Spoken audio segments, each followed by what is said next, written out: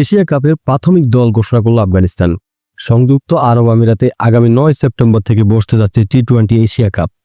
এই টুর্নামেন্টকে সামনে রেখে 22 সদস্যের প্রাথমিক দল ঘোষণা করেছে আফগানিস্তান ক্রিকেট বোর্ড। তারুণ্য ও অভিজ্ঞতার মিশেল থাকা দলটির নেতৃত্বে থাকবেন spin allrounder Rashid Khan. Asia কাপের আগে সংযুক্ত আরব আমিরাত ও পাকিস্তানকে নিয়ে প্রস্তুতি অংশ হিসেবে একটি ত্রিদেশীয় সিরিজ খেলবে আফগানরা।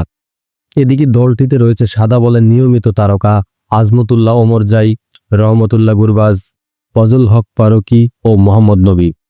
রয়েছে নতুন মুখও। আসন্ন ম্যাচগুলোতে আন্তর্জাতিক অভিষেক হতে পারে তরুণ ওয়াফিউল্লাহ তারাখিল, আবদুল্লাহ আহমদজাই ও বশির আহমেদের।